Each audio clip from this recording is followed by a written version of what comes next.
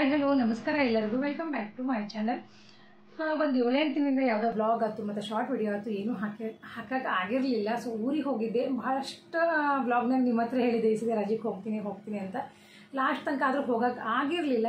So end ಮೂಮೆಂಟ್ಗೆ ಏನು ಮಾಡಿದ್ವಿ ಅಂದರೆ ಕ್ಯಾನ್ಸಲ್ ಮಾಡ್ಬೇಕು ಅಂದ್ಕೊಂಡಿದ್ವಿ.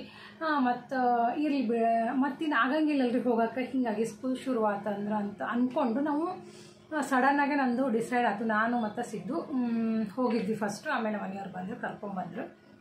ಸೊ ಅವತ್ತಿಂದ ನನಗೆ ಒಂದು 8 ದಿನ ಅಂತೂ ಒಂದಿಷ್ಟು ವ್ಲಾಗ್ನೂ ಮಾಡೋಕ್ಕಾಗಲಿಲ್ಲ. ಯಾಕಂದರೆ ಅಲ್ಲಿ ನೆಟ್ವರ್ಕ್ ಪ್ರಾಬ್ಲಮ್ಮು ಒಂದು. ಮತ್ತು ಊರಿಗೆ ಹೋದಾಗ ಏನಾಗ್ತದೆ ಅಂದರೆ ಹೋದ ತಕ್ಷಣ ನಮ್ಗೆ ಎಲ್ಲ ಕಡೆಗೂ ಕ್ಯಾಮ್ರಾ ಹಿಡ್ಕೊಂಡು ಅದು ಇದು ಮಾಡೋಕ್ಕೆ ಆಗಂಗಿಲ್ಲ ರೀ ಬ್ಲಾಗ್ಸ್. ಮತ್ತು ಕೆಲವೊಂದು ಕಡೆಗೆ ಈಗ ಹುಷಾರಿರೋಂಗಿಲ್ಲ, ಅವ್ರು ಮಾತಾಡ್ಸೋಕೆ ಹೋಗಿರ್ತೀವಿ. ಕೆಲವೊಂದು ಕಡೆಗೆ ಅವ್ರು ಕಂಫರ್ಟೇಬಲ್ ಇರೋಂಗಿಲ್ಲ ವಿಡಿಯೋ ಬ್ಲಾಗ್ಸ್ನಾಗ ಬರೋಕೆ. ಸೊ ನಾವು ಒಂದೊಂದು ಸತಿ ಇದು ಕಂಫರ್ಟೇಬಲ್ ಇರೋಂಗಿಲ್ಲ. ಮತ್ತು ಕೆಲವೊಂದು ಸಿಚುವೇಶನ್ ಆಗಿ ಬರ್ತಾವಲ್ರಿ.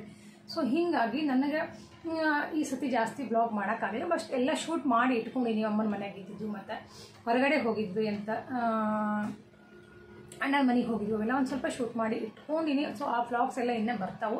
ಜಸ್ಟ್ ಊರಿಗೆ ಹೋಗೋದಕ್ಕಿಂತ ಮೊದಲು ಹಿಂದಿನ ದಿನದ ವ್ಲಾಗನ್ನು ನಾನು ಇವತ್ತು ಶೇರ್ ಮಾಡ್ಕೊಳಕತ್ತೀನಿ. ಅದಕ್ಕಿಂತ ಮೊದಲು ಈ ಕ್ಲಿಪ್ಸನ್ನು ಆ್ಯಡ್ ಮಾಡಿದ್ರೆ ನಿಮ್ಗೆ ಒಂದು ಲಿಂಕ್ ಸಿಗ್ತೈತಿ, ಒಂದು ಕ್ಲಾರಿಟಿ ಸಿಗ್ತೈತಲ್ರಿ. ಸೊ ಹೇಳ್ತೀನಿ ಯಾಕೆ ಬ್ಲಾಗ್ ಹಾಕಿಲ್ಲ ಇವು ಅನ್ನೋದಕ್ಕೆ ಒಂದು ಕ್ಲಾರಿಟಿ ಕೊಡೋಕೆ ಅಷ್ಟೇ. ಸೊ ಇದು ಒಂದೇ ಕಾರಣ. ಮತ್ತು ಆಮೇಲೆ ನನಗೇನಾಗ್ತದೆ ಅಂದರೆ ಮೊಬೈಲ್ ಅಲ್ಲೇ ಒಂದು ನೆಟ್ವರ್ಕ್ ಪ್ರಾಬ್ಲಮ್ ಆಯ್ತು. ಇನ್ನು ಹುಡುಗರೆಲ್ಲ ಬಂದಿರ್ತಾವ್ರಿ, ನಮ್ಮ ಅಕ್ಕನ್ನ ನಮ್ಮ ಪ್ರತಿಭಾನ ಮಕ್ಕಳು ಮತ್ತು ಇಲ್ಲೆಲ್ಲ ಬಂದಿದ್ರಲ್ಲ ಅವೆಲ್ಲ ಹುಡುಗರು ಏನು ಮಾಡ್ತಾವೆ ಮೊಬೈಲ್ ನೋಡೋದು, ಆಮೇಲೆ ನನ್ನ ವಿಡಿಯೋನ ನೋಡೋದು. ಮತ್ತು ನಮ್ಮ ತಾಯಿಯವರು ನನ್ನ ವಿಡಿಯೋ ಯಾವುದೂ ನೋಡೋರಂಗಿಲ್ಲ. ಅವ್ರ ಹತ್ರ ಕೀಪ್ಯಾಡ್ ಒಂದು ಫೋನ್ ಐತಿ. ಸೊ ಅವ್ರು ಹಿಂಗೆ ಯಾವಾಗಾದ್ರೂ ಟೈಮ್ ಸಿಕ್ಕಾಗ ಒಂದು ಸ್ವಲ್ಪ ನೆಟ್ವರ್ಕ್ ಇದ್ದಾಗ ಆಮೇಲೆ ಹಿಂಗಿದ್ದಾಗ ನಾನು ಒಂದು ಸ್ವಲ್ಪ ಅವ್ರಿಗೆ ನನ್ನ ವಿಡಿಯೋಗಳನ್ನು ತೋರಿಸ್ತಿದ್ದೆ. ಈ ರೀತಿ ಎಲ್ಲ ಆಗೇನಾಗ್ತದೆ ಅಂದರೆ ಊರಾಗ ನನಗೆ ಎಡಿಟಿಂಗ್ ಮಾಡೋಕ್ಕೆ ಟೈಮೇ ಸಿಗೋಂಗಿಲ್ಲ.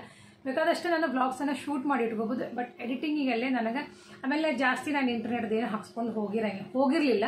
ಕೆಲವೊಂದು ಸತಿ ಹಾಕಿಸ್ಕೊಂಡು ಹೋಗಿರ್ತೀನಿ. ಸೊ ಈ ಸತಿ ಏನಾಯ್ತು ಅಂದರೆ ನಾನು ಕ್ಯಾನ್ಸಲ್ ಮಾಡಿಬಿಟ್ಟಿದ್ದಿಲ್ಲ. ಸೊ ಒಂದು 4-5 ದಿನ ಸಲುವಾಗಿ ಯಾಕೆ ಬಿಡು ಬೇಡ ಅಂತಂದು ಹೇಳಿ ನಾನು ಇಲ್ಲೇ ಮತ್ತು ವ್ಲಾಗ್ಸ್ ಎಲ್ಲ ಮತ್ತು ಎಡಿಟಿಂಗ್ ಮಾಡಿ ಹಾಕಿದಾಯ್ತು ಅಂತ ಬಿಟ್ಟೆ. ಇದು ಒಂದೇ ಕಾರಣ ಬ್ಲಾಗ್ ಹಾಕಲೇ ಇಲ್ಲದಕ್ಕೆ.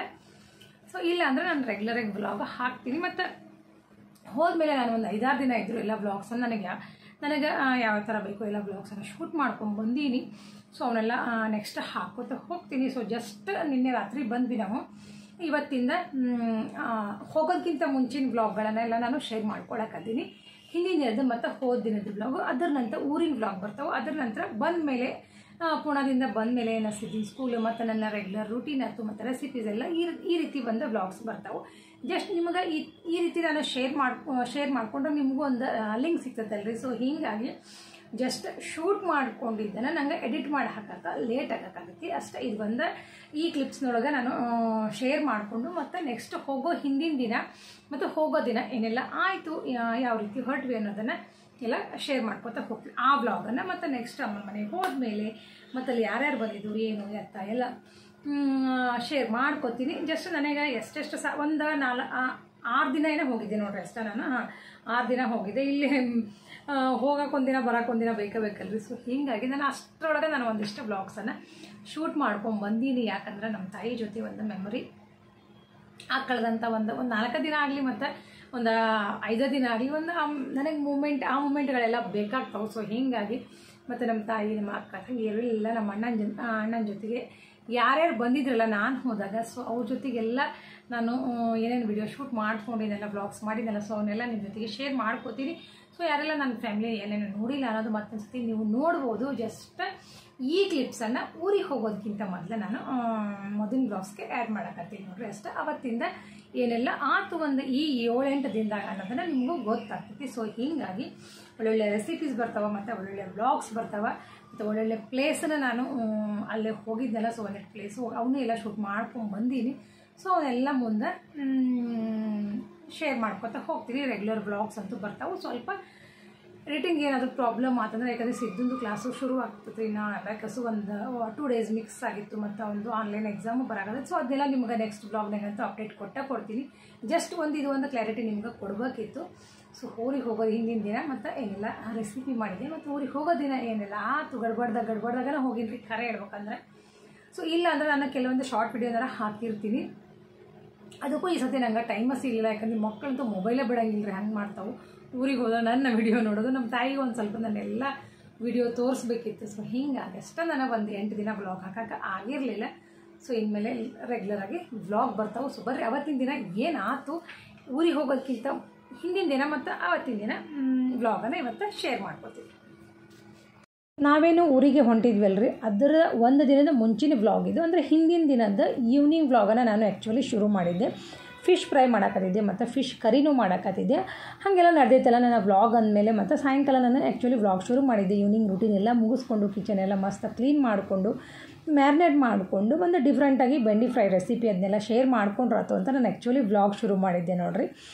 ಫಿಶ್ ಫ್ರೈಗಂತೂ ನಾನು ಮನೆ ಒಳಗನ ಮಸಾಲೆ ಎಲ್ಲ ರೆಡಿ ಮಾಡ್ಕೊಂಡು ಹಚ್ಚಿಟ್ಟಿರ್ತೀನಿ. ಇನ್ನು ಫಿಶ್ ಕರಿ ಅಂದರೆ ನಾರ್ಮಲಾಗಿ ನಾನು ಭಾಳ ಸತಿ ಶೇರ್ ಮಾಡ್ಕೊಂಡಿನಿ, ಅದಕ್ಕೆಲ್ಲ ಒಂದು ಸ್ವಲ್ಪ ಮಸಾಲೆ ಹಚ್ಚಿ ಇಟ್ಕೊಂಡಿದ್ದೆ. ಮೇನಾಗಿ ನಂಗೆ ಅವತ್ತಿನ ವ್ಲಾಗ್ನಾಗ ನಾನು ಬೆಂಡಿ ಫ್ರೈ ತೋರಿಸ್ಬೇಕಿದ್ದು. ಸೊ ಅದನ್ನು ನಾನು ವ್ಲಾಗನ್ನು ಶೂಟ್ ಮಾಡಿ ಇಟ್ಕೊಂಡಿದ್ದೆ. ಇನ್ನು ಆಲ್ರೆಡಿ ನಾನು ಶಾರ್ಟ್ ವಿಡಿಯೋ ಅದನ್ನು ಅಪ್ಲೋಡ್ ಮಾಡೀನಿ. ಕ್ವಿಕ್ಕಾಗಿ ನಾವು ಬೆಂಡಿ ಫ್ರೈ ಹೆಂಗೆ ಮಾಡ್ಬೋದು ಈವ್ನಿಂಗ್ ಸ್ನ್ಯಾಕ್ಸ್ ಆಗಿ ಅಂತಲೇ ಅದು ಶಾರ್ಟ್ ವಿಡಿಯೋ ಅಪ್ಲೋಡ್ ಮಾಡಿದ್ದೆ ನಾನು ಆಲ್ರೆಡಿ. ಇನ್ನು ವ್ಲಾಗ್ ಅಲ್ರಿ, ಹೀಗಾಗಿ ಡೀಪಾಗಿ ಒಂದು ಸ್ವಲ್ಪ ತೋರಿಸಿದ್ರೆ ಆಯಿತು ಡೀಟೇಲ್ ಆಗಿ ಅಂತಂದು ನಾನು ಶೂಟ್ ಮಾಡಿ ಇಟ್ಕೊಂಡಿದ್ದೆ. ಬಟ್ ಎಡಿಟಿಂಗ್ ಮಾಡಿ ಹಾಕೋಕ್ಕಷ್ಟೇ ಲೇಟ್ ಆಗೈತೆ ನೋಡಿರಿ, ಇದು ಒಂದೇ ಕಾರಣ. ಸೊ ಬೆಂಡೆಕಾಯಿ ಏನಿದಾವಲ್ಲ ಸುಮಾರು ಒಂದು ಅರ್ಧ kg ಮೇಲೆ ಆಗಿತ್ತಾನ ಅಷ್ಟು ನಾನು ಬೆಂಡೆಕಾಯಿ ತೊಗೊಂಡು ಕ್ಲೀನಾಗಿ ತೊಳ್ಕೊಂಡು ಅವನ್ನ ಬಟ್ಟೆ ಮೇಲೆ ಹಾಕ್ಕೊಂಡು ಒಂದು ಸ್ವಲ್ಪ ನೀರಿನ ಅಂಶ ಏನಿರ್ತದಲ್ರಿ ಅದು ಇಲ್ದಂಗೆ ನಾವು ಕ್ಲೀನಾಗಿ ಬೆಂಡೆಕಾಯಿ ಒರೆಸ್ಕೋಬೇಕು. ಇಲ್ಲತ್ತಂದರೆ ಸ್ವಲ್ಪ ಬಸಿ ಇಟ್ಕೋತೀವಲ್ಲ ನಾವು ಹಾಗೆಲ್ಲ ಇಟ್ಕೊಂಡ್ರೆ ನೀರಾಗಿ ಇರಬಾರ್ದು ನಮಗೆ. ಇನ್ನು ಬಟ್ಟೆ ತೊಗೊಂಡು ಒರೆಸ್ಕೊಂಡ್ವಿ ಅಂದರೆ ಕ್ಲೀನಾಗಿ ಒಣಗ್ತಾವು, ಇನ್ನು ಬೆಂಡಿ ಫ್ರೈ ಚೆನ್ನಾಗಿ ಬರ್ತಾವೆ.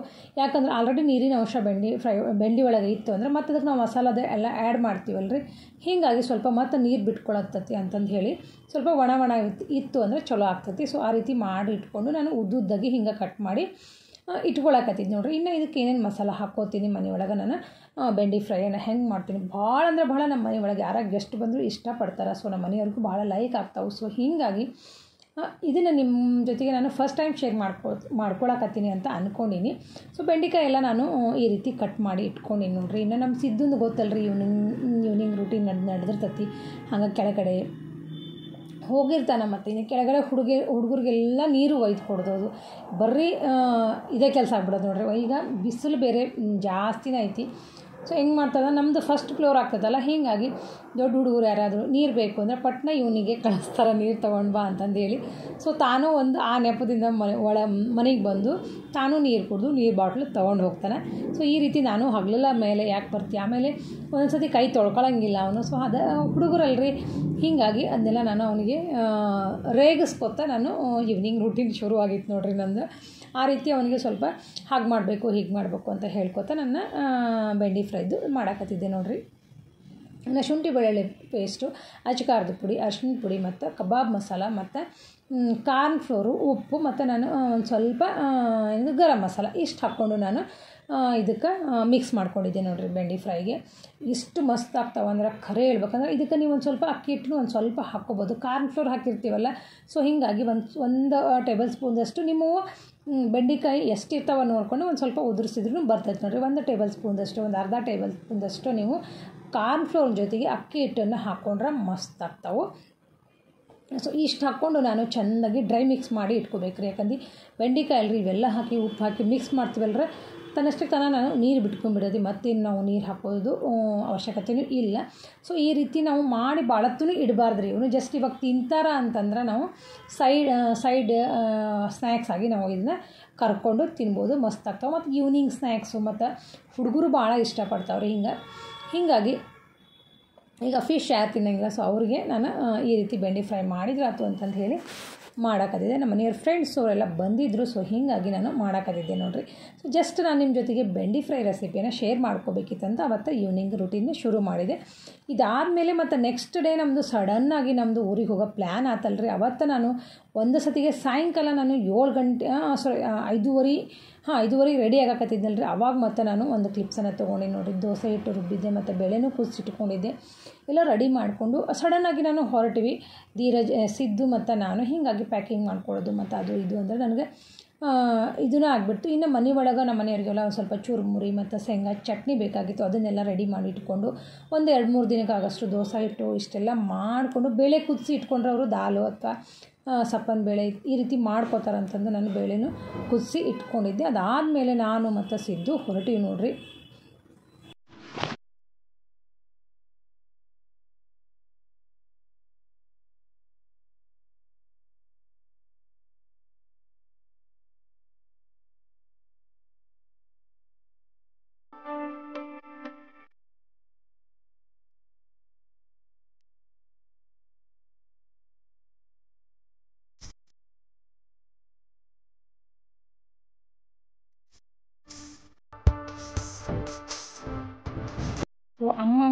ಜರ್ನಿ ಶುರು ಆಯ್ತು ನೋಡಿರಿ. ಪುನಃ ಟು ಹುಬ್ಳಿ ಮುಟ್ಟೋಷ್ಟೊತ್ತಿಗೆ ನಾವು ಸುಮಾರು 6 ಗಂಟೆನ ಆಗ್ಬೋದು. 6:30 ಆಗ್ತೈತಿ, ಒಂದೊಂದ್ಸತಿ 5:30 ಆಗ್ತೈತಿ. ಇನ್ನು ಊರಿಗೆ ಹೋಗೋಷ್ಟೊತ್ತಿಗೆ ಅಂದರೆ 9 ಗಂಟೆ ಆಗ್ತೈತಿ. ಮತ್ತು ಇನ್ನು ನಾಳೆ ನಾಡಿದ್ದು ಎಲ್ಲ ಊರಿನ ಹೊಸ ವ್ಲಾಗ್ ಬರ್ತಾವೆ. ಸೊ ಮಿಸ್ ಮಾಡ್ದೆ ನೋಡಿರಿ, ಸಪೋರ್ಟ್ ಮಾಡಿರಿ. ಹಾಗೆ ಹೊಸದಾಗಿ ನೋಡ್ತಿರೋ ಚಾನಲ್ಗೆ ಸಬ್ಸ್ಕ್ರೈಬ್ ಮಾಡಿಕೊಡ್ರಿ. Thank you.